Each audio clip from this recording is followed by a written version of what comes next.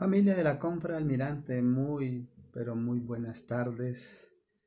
Es un gusto saludarle de casa, aquí con mi esposa, con mi familia.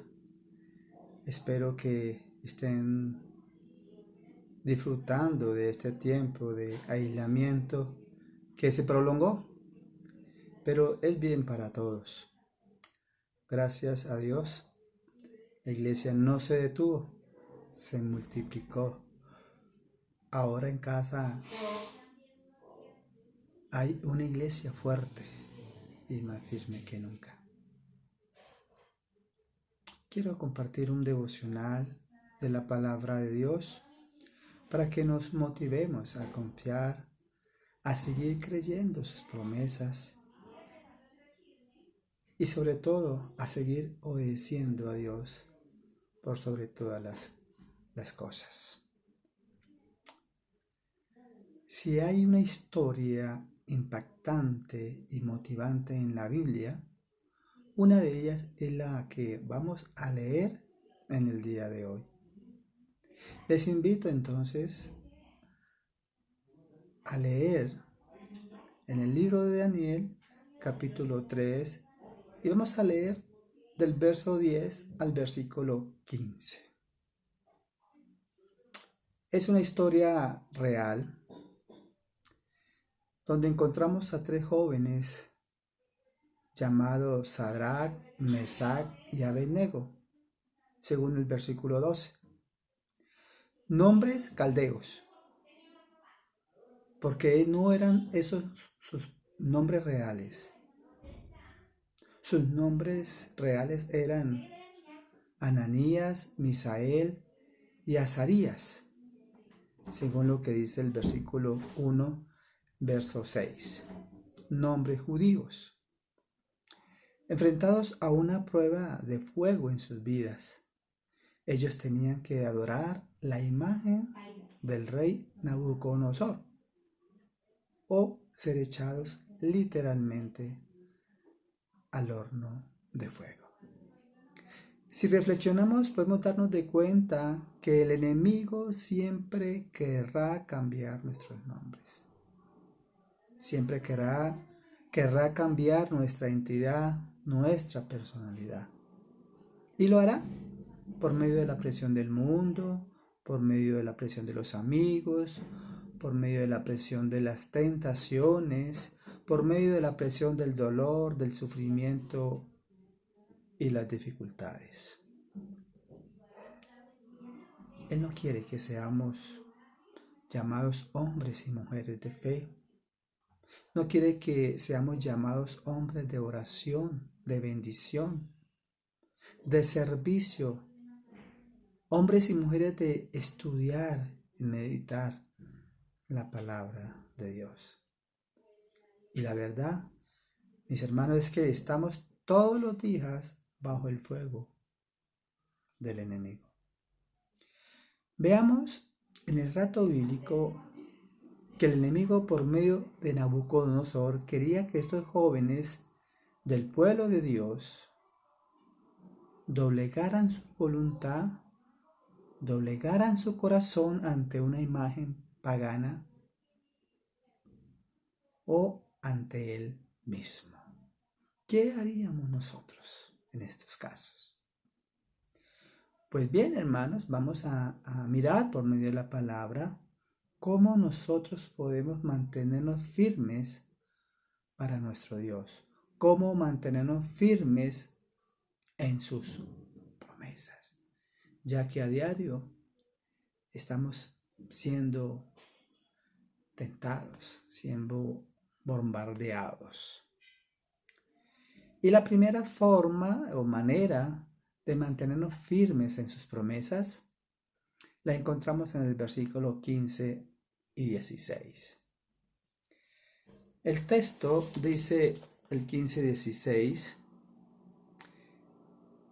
dice: ahora pues, ¿estáis dispuestos para que al oír el son de la bocina, la flauta, la citara, el arpa, el salterio, la zampolla y todo instrumento de música, os postréis y adoraréis la estatua que he hecho, porque si no lo adoráis, en la misma hora seréis echados en medio de un horno de fuego ardiente. ¿Y qué Dios será el que nos libre de mis manos?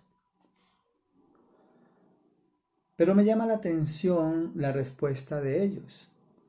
La respuesta de ellos en el versículo 16, en la parte 16b, dice: no es necesario que te respondamos sobre este asunto. ¿Qué respuesta más impactante? En otras palabras, su respuesta fue: no tenemos nada que decir. En nuestras vidas, Dios es primero. En nuestras vidas, sus promesas son prioridades. ¿A cuántos cristianos el enemigo les pone en medio de una encrucijada, en un dilema, en una trampa? Por ejemplo, el domingo no es una decisión venir o no a la congregación, es una prioridad. Orar no es una decisión, es una prioridad. Lo mismo que estudiar la palabra, lo mismo que mantenernos unidos. Recuerde, mi querido hermano, que el amor de Dios nos constriñe. El mantenernos en amor, unidos, en armonía, es una prioridad. Si bien es cierto, mi querido hermano, que debido a esta pandemia nos tiene aislados los unos de los otros, pero no aislados en espíritu. ¿Cómo podemos ganarle a la batalla, a la guerra? ¿Cómo nos podemos animarnos los unos a los otros? Bueno, ahora que estamos aislados, una llamada telefónica o por el celular, un mensaje de texto, mandar un versículo por el WhatsApp, palabras de aliento, palabras de ánimo, palabras de exhortación. Así que no vivamos por decisiones, sino vivamos de prioridades. Su prioridad de estos jóvenes fue sus promesas de nuestro Dios son lo primero, son prioridades. El segundo forma para mantenernos firmes en sus promesas es manteniendo nuestra fe firme. Mire lo que dice el verso 17.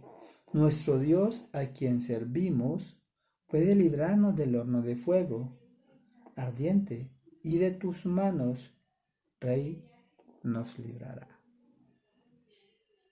Estos muchachos estaban seguros que Dios los ayudaría, que Dios los libraría de la mano del Rey. Su fe era firme en el poder de Dios. Nuestra fe está firme en estos días de circunstancias difíciles, de dificultades. Miremos un ejemplo. Si apoyamos la obra del Señor, ¿qué decimos? No nos alcanzará. Si damos una libra de amor para la canasta, ¿qué decimos? No puedo porque eso nos va a descuadrar. Si prestamos un servicio a la obra de Dios, ¿qué decimos? No puedo porque el tiempo no nos alcanzará. Mis queridos hermanos, un cristiano que cree en las promesas de Dios sabe que el Señor es su pastor y que nada le faltará y que Él suplirá todas sus necesidades. Creámosle a las promesas de Dios. Mantengamos firme nuestra confianza en el Señor. Y 3, para terminar, otra manera es no vivamos de emociones, sino de convicciones. Observemos el versículo 18. Y si no, has de saber, oh rey, que no serviremos a tus dioses, ni tampoco adoraremos la estatua que has levantado.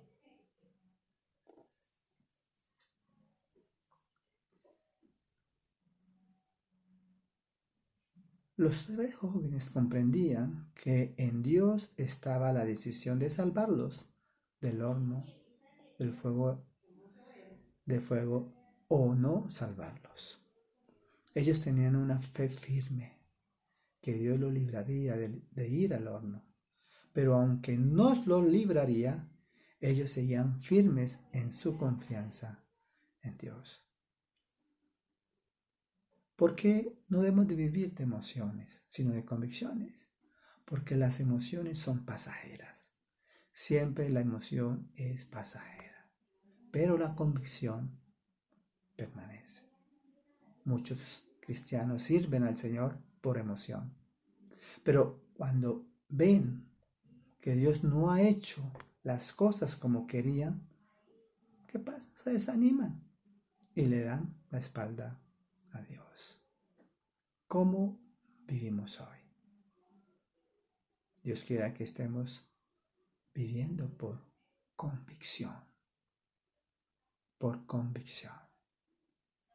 Para terminar, mis queridos hermanos, como conclusión podemos resumir diciendo que cada vez que estemos bajo los ataques del enemigo, recordemos estas 3 maneras. ¿La recuerda? No vivamos de decisiones, sino de prioridades. Mantengamos nuestra fe firme y no vivamos de emociones, sino de convicciones. Mis queridos hermanos, no estamos solos. El Señor está con nosotros. Sus promesas están a nuestro alcance. Pongamos en alto el nombre del Señor y Él también honrará nuestras vidas. Que el Señor los bendiga. Nos estaremos hablando transcurso de la semana. Mucho ánimo, mucho aliento y vamos para adelante.